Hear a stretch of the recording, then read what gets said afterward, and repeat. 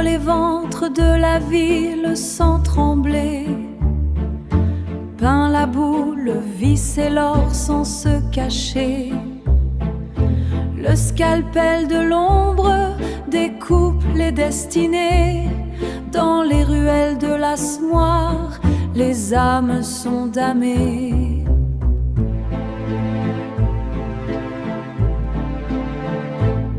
Dans le sang d'Adélaïde coule la fatalité, une bête humaine qui ne peut s'arrêter. Les tares se transmettent, le cercle, les vicieux, sous le regard de l'histoire et des cieux. L'encre et le charbon, la suie sur nos visages, j'accuse l'ombre au milieu des orages. Écrire l'épopée des gueux et des damnés, pour que demain enfin les chaînes soient brisées. Pour que demain enfin les chaînes soient brisées. Quand la France était face à la meute qui hurle, il trempe sa plume dans l'orage et ne recule. Un cri de vérité qui déchire le silence. Face à l'injustice, il signe sa propre sentence.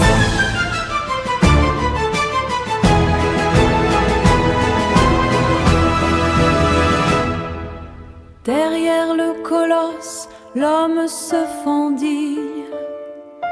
Dans l'ombre de Jeanne, son cœur s'éparpille.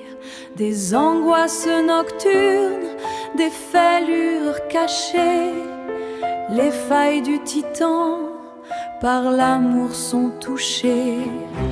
L'encre et le charbon, la suie sur nos visages, j'accuse l'ombre au milieu des orages. Écrire l'épopée des gueux et des damnés, pour que demain enfin les chaînes soient brisées.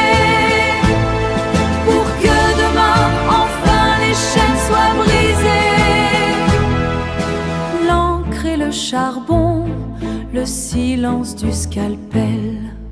Émile Zola est l'une des figures les plus monumentales de la littérature française du XIXe siècle, un romancier qui a disséqué la société et l'âme humaine, avec la précision d'un scientifique et le souffle tragique d'un dramaturge. Le visage et l'allure d'un observateur acharné. Si l'on devait brosser son portrait physique, particulièrement dans la force de l'âge, on verrait un homme à la présence imposante, ancré dans la terre, à l'image de son œuvre. Son visage est grave, souvent sévère, encadré par une barbe sombre et drue, taillée au carré, qui lui confère l'autorité d'un patriarche, et cache en partie ses expressions. Au-dessus de cette barbe, l'élément le plus marquant est son regard. Derrière l'éternel lorgnon à monture métallique qui pince l'arête de son nez, ses yeux noirs scrutent le monde sans la moindre complaisance. C'est un regard d'enquêteur, capable de voir la beauté, mais surtout la noirceur et les drames psychologiques de ses contemporains. Il a le front haut et dégarni, souvent barré d'une ride profonde, signature de l'homme de lettres qui passe des nuits entières penché sur son bureau, la plume à la main, écrivant au rythme d'une discipline de fer. Sa silhouette, un peu lourde avec les années, dégage une impression de force tranquille et d'obstination inébranlable. Son histoire, l'architecte du naturalisme né à Paris en 1840,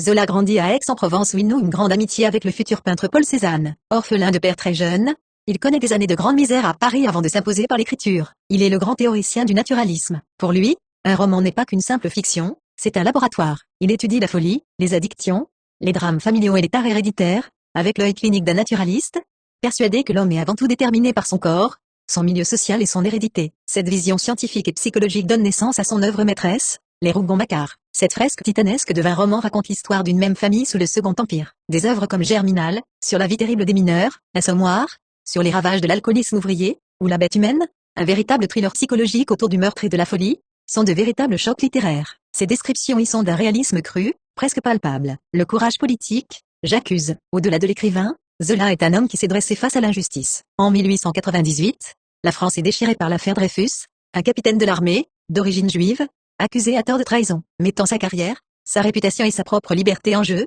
Zola publie dans le journal L'Aurore une lettre ouverte au président de la République intitulée J'accuse. C'est un acte d'une bravoure historique, où il dénonce le complot militaire et l'antisémitisme. Poursuivi pour diffamation, condamné à la prison, il est contraint de fuir en exil à Londres pendant près d'un an avant que la vérité n'éclate enfin. Une mort digne d'un roman à suspense. Le parcours de Zola s'achève tragiquement et mystérieusement. Le 29 septembre 1902, il meurt asphyxié chez lui, à Paris, par les émanations toxiques de sa cheminée. Si l'enquête officielle conclut à un accident dû à un conduit bouché, l'ombre d'un assassinat n'a jamais totalement disparu. Zola avait conservé de féroces ennemis depuis l'affaire Dreyfus, et des décennies plus tard, la rumeur selon laquelle un ouvrier aurait intentionnellement obstrué le conduit de cheminée a continué d'alimenter les théories. Ses cendres reposent aujourd'hui au Panthéon, symbole de son statut de géant de la littérature et de défenseur de la vérité. Plongeons plus intimement dans l'univers de cet homme, au-delà du simple portrait officiel, pour explorer son antre, sa psychologie complexe et la manière viscérale dont il forgeait ses chefs-d'œuvre. L'âme tourmentée d'un colosse, si son apparence imposait le respect, le paysage intérieur d'Émile Zola était bien plus fragile et tourmenté. L'auteur qui disséquait les névroses de la société souffrait lui-même d'une anxiété chronique. Il était profondément hypocondriaque, terrifié par l'idée de la maladie et de la mort, au point de compter compulsivement les objets ou de refaire plusieurs fois les mêmes gestes pour conjurer le mauvais sort. Zola souffrait de terreurs nocturnes. La nuit, le colosse de la littérature redevenait vulnérable, hanté par des cauchemars où s'invitait souvent la fatalité et la noirceur du monde qu'il dépeignait. Pourtant, c'est cette hypersensibilité et cette angoisse sourde qui donnaient à ses thrillers sociaux, comme La Bête humaine ou Thérèse Raquin, cette épaisseur psychologique si glaçante. Il connaissait intimement les abysses de l'âme. L'écrivain de terrain, un travailleur acharné, Zola n'était pas un auteur en chambre qui se contentait d'imaginer. C'était un homme de terrain dont la méthode tenait à la fois de l'enquête policière et de l'exploration scientifique. Il constituait d'immenses dossiers préparatoires pour chaque roman. Il voulait ressentir avant d'écrire. Pour Germinal, il est descendu au fond des puits de mines dans le nord de la France, s'enfonçant dans les ténèbres étouffantes, écoutant le grincement d'ébène, respirant la poussière de charbon et la sueur des mineurs. Pour La Bête humaine, il a voyagé sur la plateforme des locomotives à vapeur, le visage fouetté par la suie, pour comprendre la chaleur du foyer, et les vibrations monstrueuses de ces machines qu'il allait transformer en véritables entités vivantes. Ses romans sont saturés d'odeurs de boue, de fer chaud,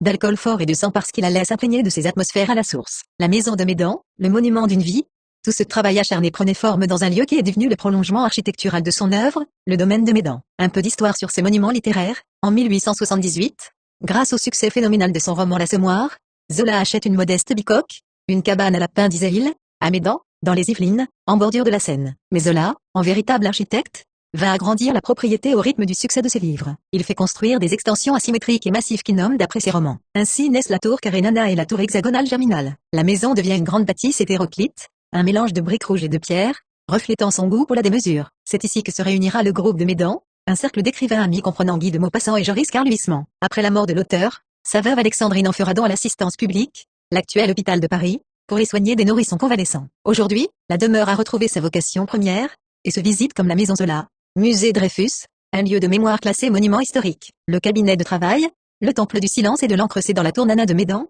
que se trouvait le sanctuaire absolu, son cabinet de travail. Imaginez une pièce aux dimensions vertigineuses, éclairée par une immense verrière, avec des plafonds peints et des murs recouverts de lourdes tapisseries, d'armures, de vitraux et d'objets d'art accumulés. L'atmosphère y était solennelle, presque religieuse, saturée par l'odeur du vieux cuir, du tabac et du bois ciré. Au centre trônait un gigantesque bureau en chêne massif. C'est ici que, tous les matins sans exception, Zola s'enfermait dans un silence que seul le grincement régulier de sa plume d'oie sur le vélin venait rompre, de temps à autre couvert par le sifflet lointain des trains passant sur la ligne de l'ouest. De l'autre côté de la Seine, sur le manteau de sa cheminée colossale en bois sculpté, il avait fait graver en lettres imposantes sa devise, la règle absolue de sa vie, nulla dies sine nea, pas un jour sans une ligne. Un rappel constant que, malgré ses peurs et les critiques féroces, son devoir d'écrivain et sa quête de vérité ne devaient connaître aucun repos. Pour clore ce portrait, il faut aborder les aspects les plus intimes de sa vie, là où le colosse méthodique se révèle être un homme aux passions clandestines, et où l'artiste s'est fait le témoin novateur de son temps. La double vie, le secret de Jeanne-Rose Zola était marié depuis de nombreuses années à Alexandrine, une femme dévouée, brillante,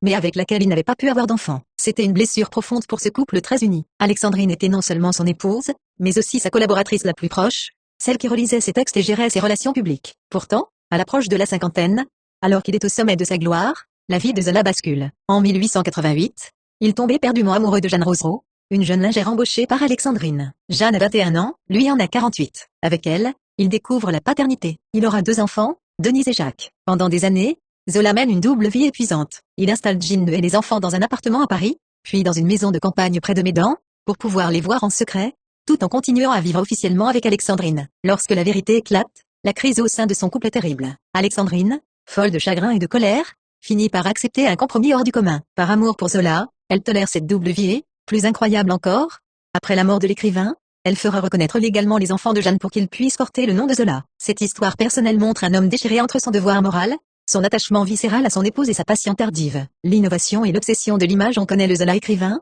le Zola engagé, mais on connaît moins le Zola photographe. Il a été l'un des premiers écrivains à s'emparer de la photographie, alors une technologie naissante, avec la même ferveur qu'il mettait dans son écriture. Il possédait plusieurs appareils et développait lui-même ses plaques de verre dans un laboratoire aménagé au sous-sol de Médan. La photographie était pour lui un autre moyen de capter le réel. Il a pris des milliers de clichés, des scènes de la vie quotidienne à Paris, l'exposition universelle de 1900, mais surtout des moments d'intimité avec Jeanne et ses enfants, fixant sur la pellicule le bonheur secret, qu'il ne pouvait vivre au grand jour. Un héritage en mouvement. L'écriture de Zola, dense, raturée, avec ses repentirs et ses fulgurances, témoigne d'un combat constant avec les mots. Il a bouleversé la littérature en faisant entrer dans le roman les classes sociales invisibles, les odeurs des halles, la crasse des faubourgs et le grondement des grands magasins. Zola n'a pas seulement décrit son époque, il l'a disséquée pour en extraire la vérité nue, même la plus dérangeante.